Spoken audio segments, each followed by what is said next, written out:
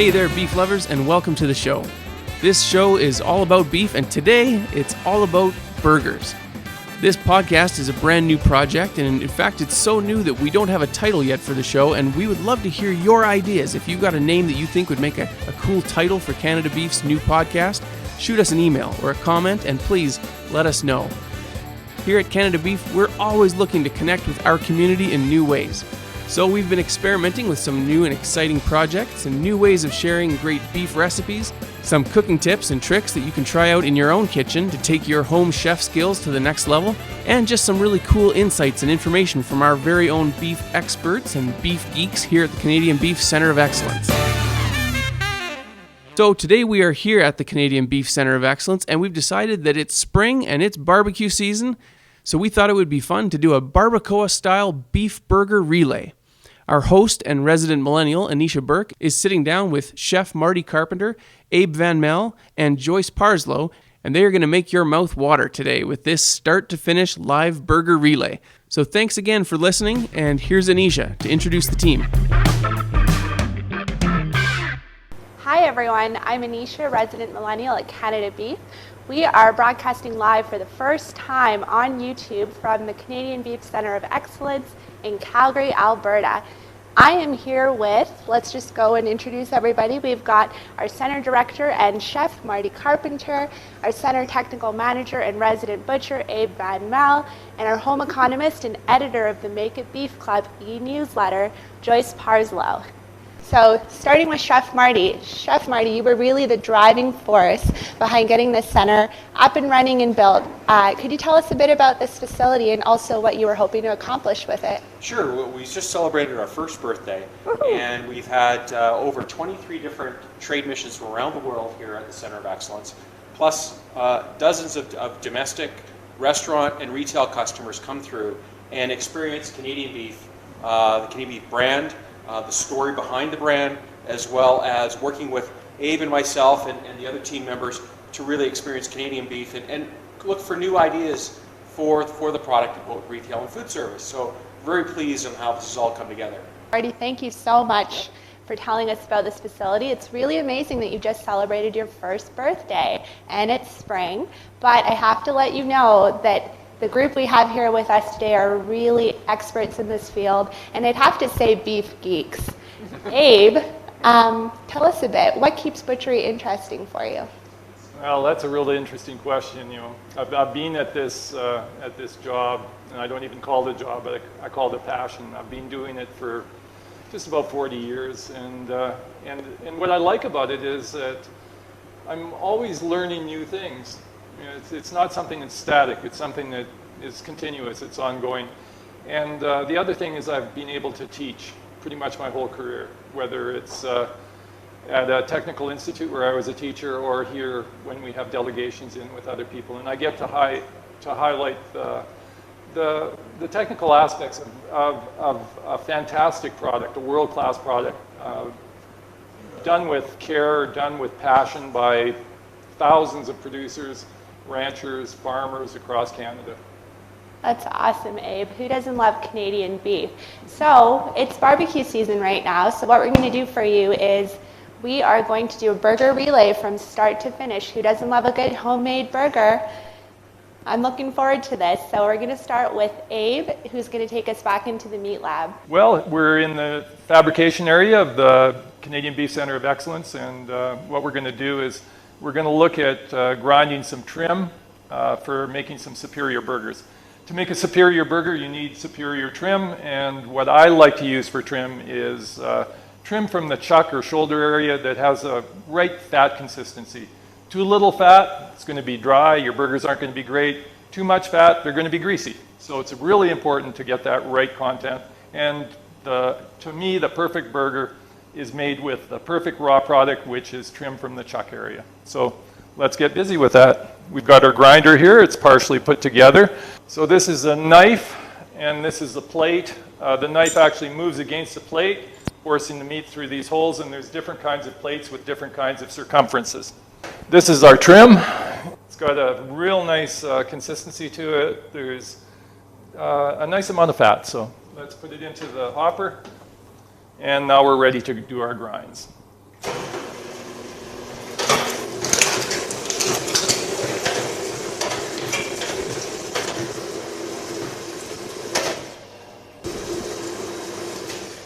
Oh, that's fast. That made a lot of ground beef, eh? Yeah, and in a very short period of time.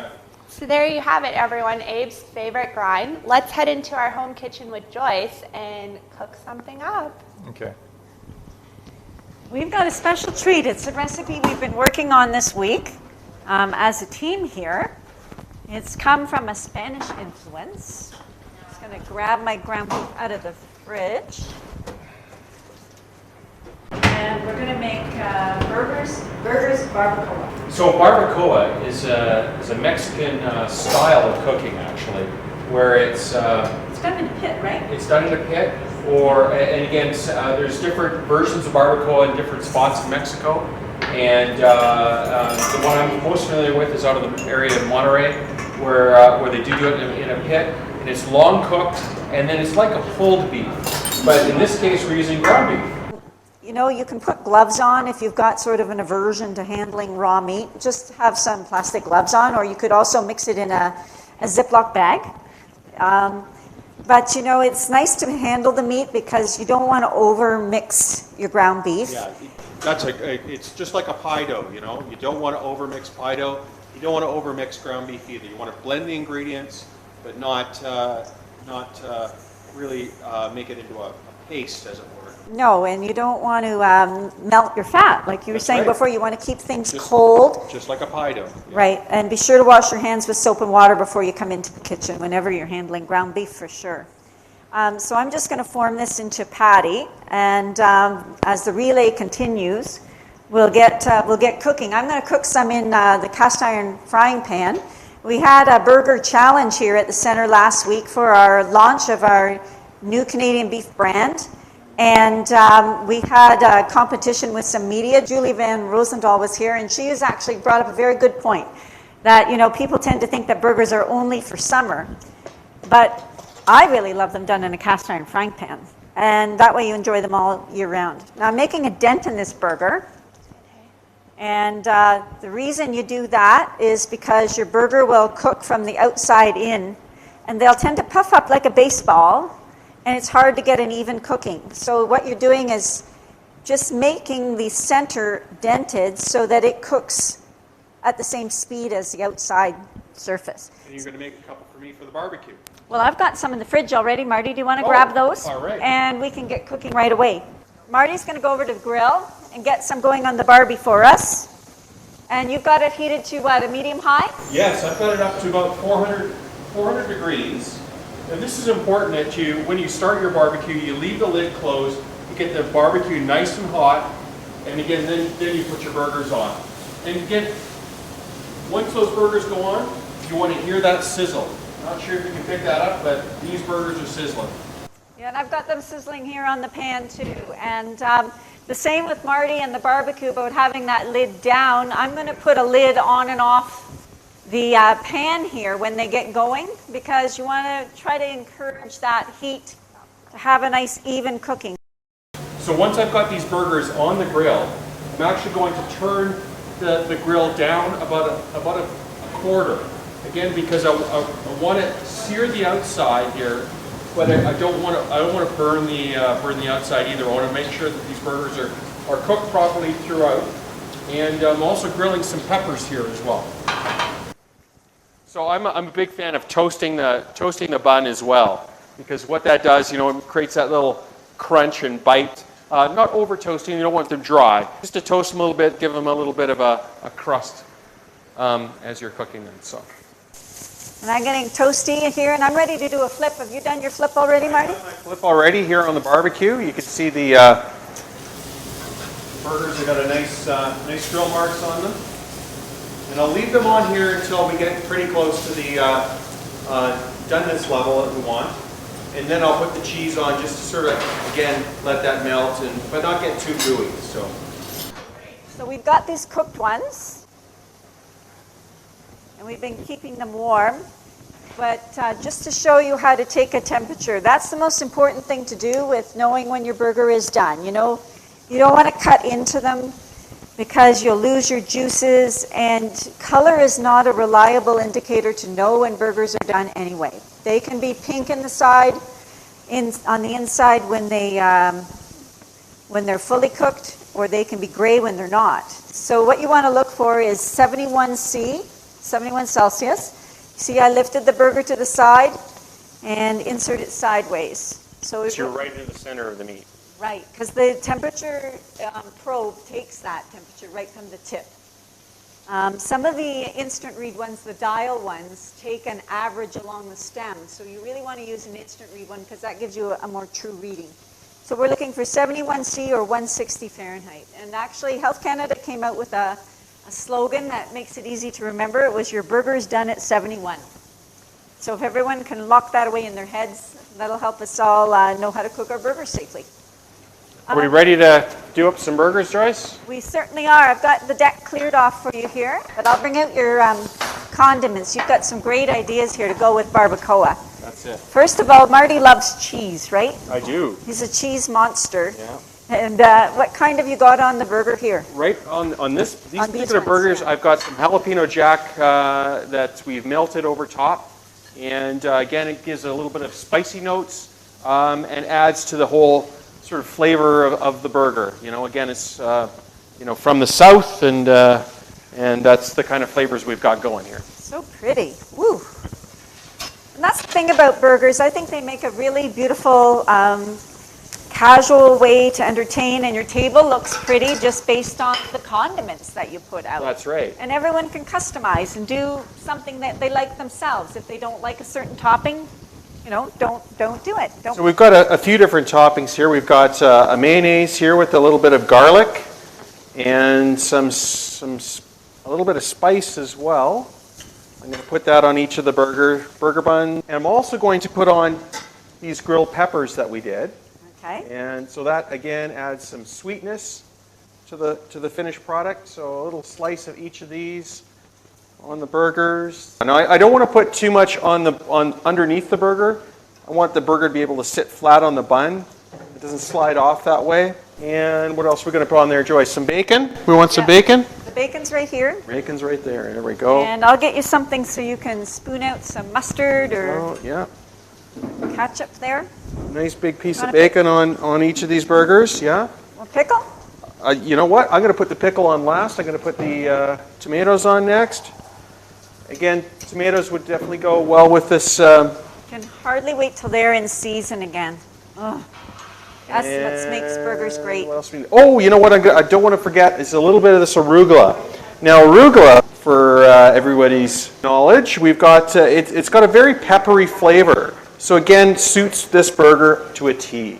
Yeah, there's quite a bit of heat to this burger. It's not overwhelming, but it has a nice sort of afterburn to it. Pickles, Joyce, and we're good to go here.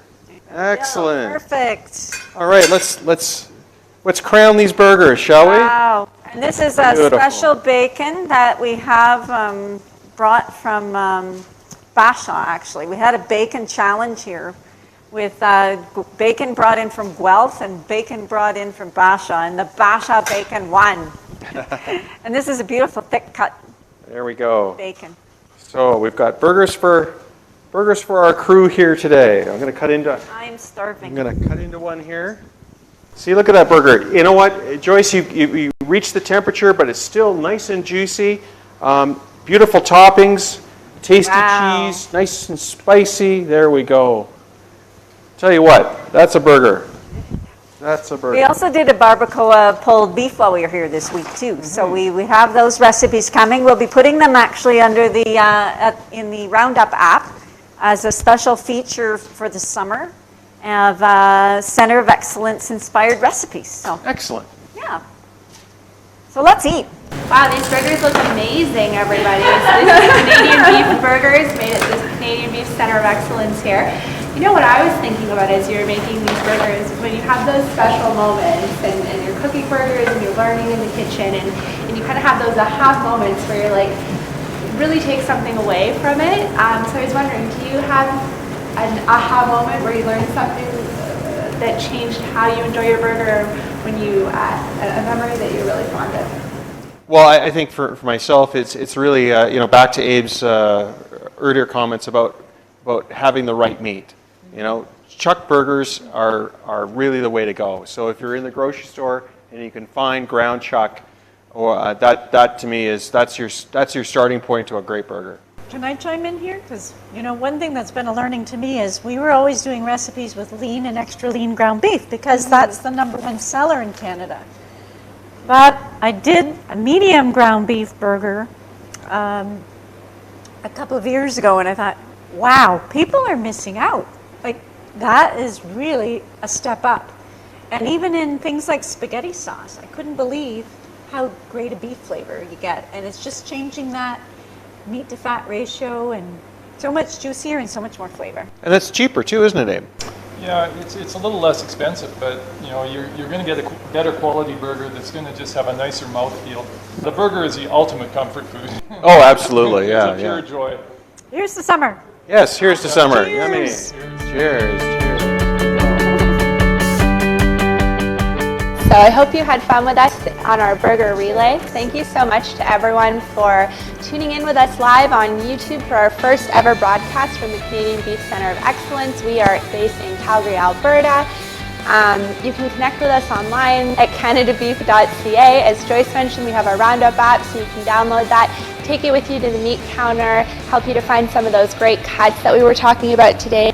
You can also join our Make It Beef Club. We've got monthly e-blasts that go out, lots of recipes, a lot of great stuff going on. We encourage you to post, comment, chat with us, ask us your culinary questions, and let us know what you thought about this, and if you would like to do some more start to finish cooking with us here at the Center of Excellence.